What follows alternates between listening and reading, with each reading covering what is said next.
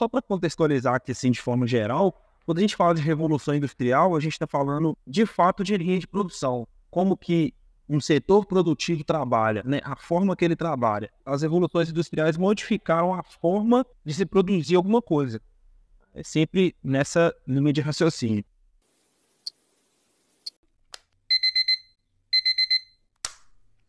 Existem, até então, 4 revoluções industriais.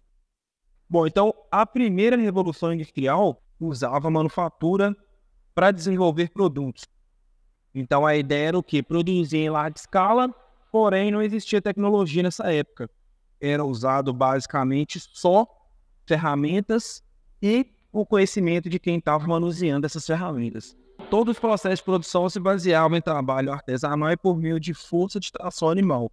O conceito de lucro se baseava na compra e venda de mercadorias artesanais.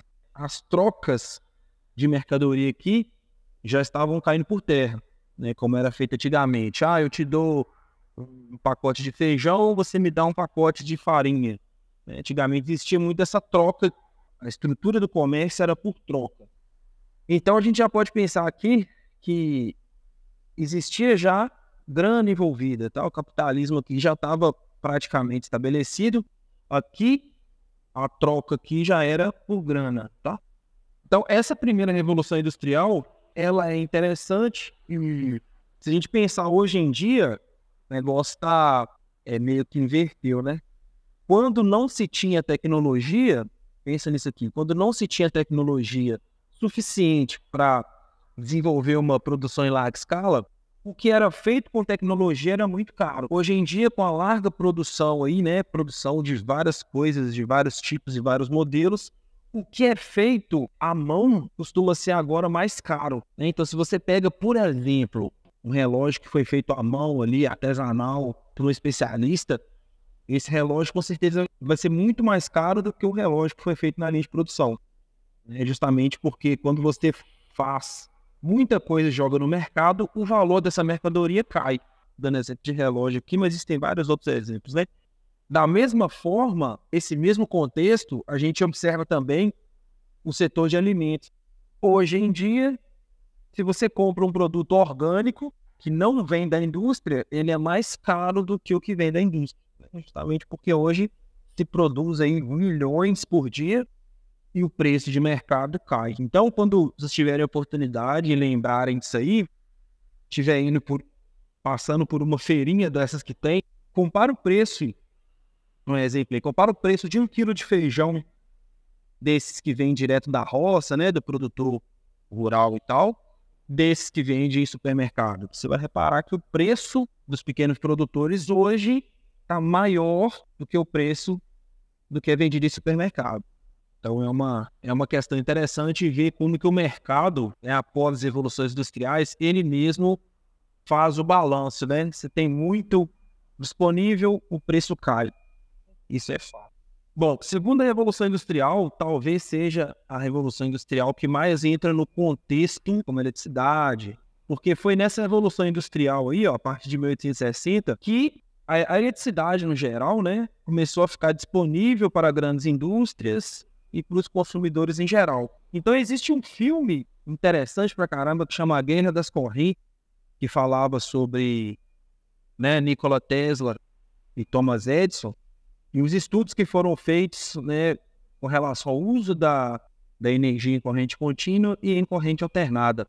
E mostra como que foi essa época aí, tanto a corrida comercial quanto a tecnológica. E nessa época aí da segunda revolução industrial, a geração de energia e transmissão de energia começou a ficar cada vez mais acessível. Então hoje a gente não imagina um setor industrial funcionando sem energia elétrica.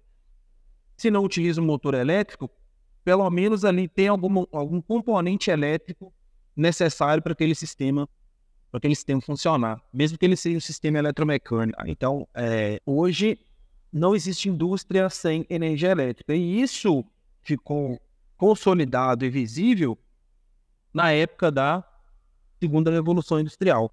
A gente pode falar aí que a segunda revolução industrial foi a que mais relacionou a eletricidade em seus processos. Nessa época também já tinha sistema de comunicação a gente chama de telégrafo, que usava códigos para transmitir informação. E é interessante porque, né, após a Segunda Guerra Mundial aí, o telefone apareceu, né? Mas antes disso, a comunicação era feita por telégrafos. Então, esse instrumento que vocês estão vendo aí, né, esse equipamento que vocês estão vendo na imagem, ele funcionava com um contato elétrico, tá? Que enviava pulsos à medida que você tocava aí, olha. Quando você toca aí, você envia um tipo de sinal. Um filme que isso aqui fica muito evidente é o filme Titanic, né?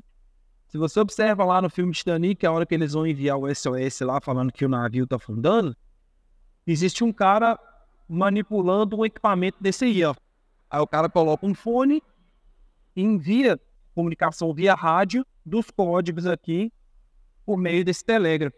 Então é interessante que a comunicação aí ainda era bem arcaica. Bem interessante isso aí. Isso foi na segunda revolução industrial. Bom, o início da terceira revolução industrial foi aí um pouco depois da Segunda Guerra Mundial, né? Falando em aproximadamente 1950, e ela termina aí próximo de 2011, perto, né? E o interessante é que nessa revolução industrial aí, o principal aqui era sistemas de automação. As linhas de produção começaram a ficar mais eficientes com a substituição do ser humano por robô. Então é um sistema automatizado, com sensores e tudo mais, que além de aumentar a segurança, aumentou também a rapidez do processo, porque robô não cansa, né? Você precisa no máximo ali de programar uma manutenção, né? Isso aumenta a eficiência do sistema e garante também uma maior segurança e o desenvolvimento dos processos. Olha só, é engraçado, né? No Brasil aqui, a gente não está nem por completo na terceira revolução industrial. Ainda existem equipamentos, existem processos que não são completamente automatizados. Então, aqui, famoso CNC, tá? Esse CNC aqui, comando numérico computadorizado, qual que é a ideia, né? Você coloca uma peça, talvez um bloco metálico, uma chapa metálica, alguma coisa, e o CNC, né, é um torno que ele tem uma ferramenta na ponta. E essa ferramenta pode ser de vários tipos, pode ser uma bloco, vários tipos. E a ideia do funcionamento do CNC, né, da usinagem, qual que é? É tirar o material até formar a peça que você quer, né? Então é como se pegasse uma peça bruta e por meio dessa ferramenta fosse tirando ali, modelando uma peça ali que você precisa. E você entra com os comandos desse CNC, por assim dizer, comandos de posição, tá? Então você tem 3 graus de liberdade. Você tem o eixo X, o eixo Y e o eixo Z. Então você fala e você vai entrando com esses dados. Ó, eu quero que você anda 2 lá, por exemplo, né? 2 milímetros em X, 3 milímetros em Y, 5 milímetros em Z. Isso dá uma posição, né? Depois muda essa posição, muda. Aí, para cada coordenada de posição que você dá, e controlando também a velocidade da ferramenta, você consegue ir usinando a peça ali, né? Tirando parte da peça até formar uma peça final que você queira. E isso é muito interessante. Começou também aí nessa época. Um ponto negativo desse tipo de processo é que gasta muito material. Talvez você precise de uma peça muito grande para ter um resultado final de uma peça menor, né? E o resto é jogado fora. E o ponto positivo é a rapidez. Com poucos minutos você faz uma peça com um grau de precisão muito bom. Como o tempo é dinheiro, vai ser difícil tirar o CNC da jogada, tá? Porque tempo é dinheiro, então mesmo que você tenha um pouco de desperdício, o tempo, a agilidade no tempo supera essa perda que a gente tem aí com o que é jogado fora, né, durante a usinagem.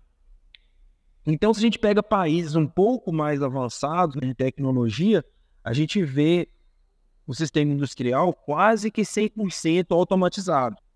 Então, um exemplo é a Alemanha. É um país aí que o setor industrial da Alemanha já está aí praticamente todo automatizado. Do mais simples ao mais complexo, tá? Tudo lá já está automatizado. Você pega países aí como China, né, Estados Unidos, países que estão à frente em tecnologia e que inclusive vendem tecnologia também, eles já estão aí quase não, né? O sistema industrial lá já está todo automatizado. A terceira revolução industrial, ela vai até meados de 2011 e próximo de 2012 começa a quarta revolução industrial. Então essa quarta revolução industrial começou em países mais desenvolvidos, igual foi citado, Estados Unidos, China, Alemanha, países que vendem tecnologia. O que marcou essa quarta revolução industrial, que é interessante dizer que é o seguinte: até a terceira revolução industrial, tudo que era tecnologia e inovação vinha da indústria para o consumidor, tá? O consumidor que eu falo assim, para nós, né? Para a população em geral. Ela sempre era aplicada primeiro na indústria e depois a sociedade tinha acesso a essa tecnologia, né? A gente pode citar várias coisas aqui que foram usadas na indústria até a terceira revolução industrial, né? Para depois ficar acessível ao resto da população. Então a gente tem GPS, né? A gente tem o próprio robô. Antes a gente não tinha acesso a nenhum tipo de sistema que tinha esse mecanismo robotizado, né? Hoje em dia já fica acessível para quem quiser ter algum tipo de robô em casa e consegue, seja para limpeza, seja para qualquer coisa aí. Na quarta revolução industrial isso mudou, né? Porque a tecnologia que foi usada na indústria 4.0 aí, né, que é chamada hoje quarta revolução industrial, o vetor da tecnologia mudou. Então, smartphone, né, essas tecnologias todas aí foram usadas primeiro por nós, a população, depois só agora pensadas aí em ser aplicadas na indústria. Então, o avanço tecnológico foi tão alto que a população teve acesso à tecnologia primeiro do que a indústria. Quer ver um exemplo? Computação em nuvem, armazenar dados em nuvem. Esse modelo de se guardar arquivos em nuvem, né? Acho que o Google Drive é o mais famoso aqui. Isso é a indústria 4.0, só para vocês terem ideia. Você não precisa mais de um meio físico para você guardar informação. Antes, se você não tivesse um HD externo, um pendrive, um CD, né, um disquete, você não conseguia extrair, né, e ter os seus dados ali que você possa trafegar, né, guardar e tudo mais. Hoje em dia, os dados ficam todos em nuvem, existem servidores espalhados pelo mundo que guardam esses dados, e o que você faz aí, por exemplo, é só pagar por um espaço, né? Eu vou usar um espaço desse servidor aí que você tá fornecendo. Então, essa computação em nuvem, no geral, não são todas as indústrias que usam. Então, o que a gente usa na indústria, talvez ainda nem foi implantado, porque faz parte da parte da Revolução Industrial, né? Então, a gente pode citar alguns aqui. Manufatura aditiva, que é a famosa impressão 3D, e é interessante que essa impressão 3D aqui, ela bate de preço exatamente pelo sistema de imagens testado aqui, ó, o famoso CNC. Por quê? Porque manufatura aditiva é o contrário do CNC, tá?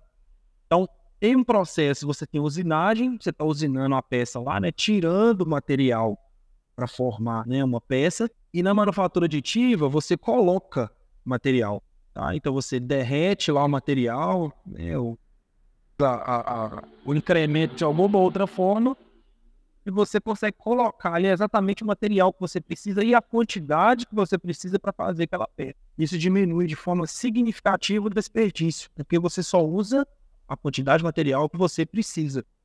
Então a impressora 3D ela faz a deposição do material lá, né? E pelos mesmos 3 graus de liberdade XYZ, consegue formar ali uma peça ou alguma coisa que você precise. Esses tópicos que estão sendo demonstrados aqui são chamados de tecnologias habilitadoras. Toda vez que fala de indústria 4.0, vocês vão cansar de escutar esse termo aí, se já não cansou, né? Indústria 4.0, quarta revolução industrial, questão de 4.0 aí, é formado a partir de tecnologias habilitadoras. E são essas que estão sendo mostradas aí, olha, nos tópicos. A gente tem robótica, manufatura aditiva, a gente tem o famoso IoT, ou a gente pode acrescentar mais um I aqui, ó, e fica IIoT, né, que é Internet Industrial das Coisas. Então, tudo isso já é